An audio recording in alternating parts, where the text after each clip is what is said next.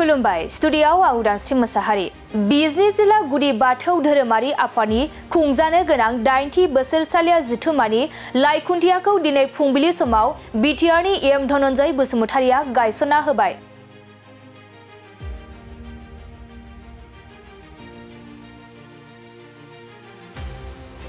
बिजनि जिल्ला गुदि बाथौ धोरोमारि आफादा बोसोरसालिया जथुम्मा खुंफुंनो लाहार-फाहार खालामदों। फैगौ 22 आरो 23 जानुवारि खालि साननैनि हाबाफारिजों गाजा गोमजायै बोसोरसालिया जथुम्मा खुंफुंनो लाहार-फाहार खालामदों बिजनि जिल्ला गुदि बाथौ धोरोमारि आफादा।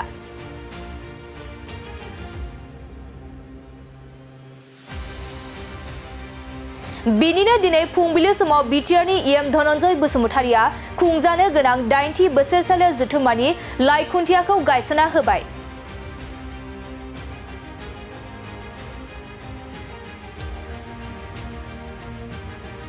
बे साननैनि हाबाफारिया जागोन बिजनि मानास्रि दखरानि सिङाव मानास्रि बाजारनि फोथाराव। बिजनि जिल्लानि बे हाबाफारियाव गासै 11था दखरानिफ्राय थान्दैफोरा बाहागो लाफैनायजों लोगोसे गेवलां मेलावबो गाजा गोमजायै लोब सिबियारिफोरा बाहागो लाफैगोन होनना फोरमायदों बिजनि जिल्ला गुदि बाथौ आफादनि गाहाय नेहाथारि अब्रित बसुमतारिया। आरो जोबथा साननि गेवलां मेलाव गाहाय आलासि महरै आसाम मायन आफादनि बुंथिगिरि बिश्वजित दैमारिजों लोगोसे मेल बेखेवगिरि बिटिआरनि एम धनन्जय बसुमतारि आरो लांगोना बेखेवगिरि आलासियाव एमएलए प्रभात बसुमतारि बिथांमोनखौ हांख्रायदों होननाबो फोरमायदों नेहाथारि अब्रित बसुमतारिया।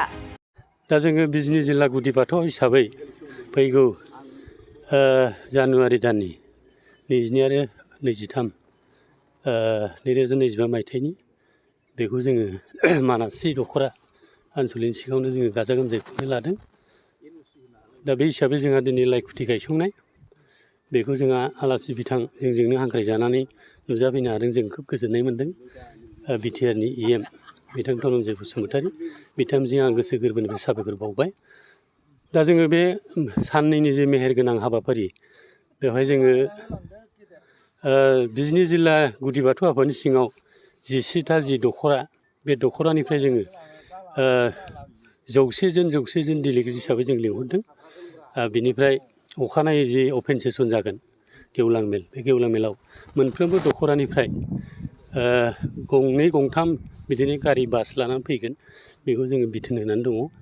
दा जोंहा सानसेनि सिगां जि सानसेनि 22 जानुवारि जि हाबाफारि बे हाबाफारिफ्रा जोंहा डेलिगेट मिटिं जागोन। बेनिफ्राय अखानायै 23 जानुवारियाव जोंहा फुङाव फ्लेग हुइस्ट खालामनाय जागोन, फिरफिला बिरहोनाय जागोन। बेनिफ्राय 12 रिंगानिफ्राय जोङो गेवलां मेल लादों। बे गेवलां मेलाव जोंहा गाहाय आलासि हिसाबै आसाम मायन आफादनि बुंथिगिरि मानगोनां बिश्वजित दैमारि बिथाङा बाहागो लाफैनो होननानै जोंनो कनसेन्ट होदों। दा जों खोब गोजोननाय मोन्दों। आरो बे गेवलां मेलखौनो बेखेवगिरि हिसाबै जों मोननो हागासिनो दङ। जोंनिनो नायल' जायल' सासेल' बिजनि ओनसोलनि एम बिथां मानगोनां धनन्जय बसुमतारि बिथांखौ आरो लोगोसे बे मेलावनो गोबां एमएलए बिथांमोन नुजाफैगोन। सबायझार समस्तिनिफ्राय प्रभात बसुमतारि बिथांखौबो जोङो मोनसे हाबाफारियाव लादों। बिथाङा जोंनि गाहाय दरखंखौ बेखेवगोन। बेनिफ्राय जोंनि बिजनि समस्तिनि जि एमएलए बिथांखौबो जों हांख्रायदों।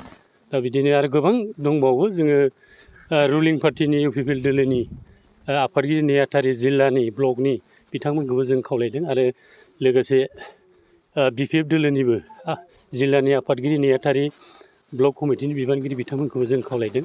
आरो रायजो राजाफ्रा गोबां गेदारिं जागोन, मोजां जानानै थांगोन, जों बेखौ मिजिंथिनो हायो।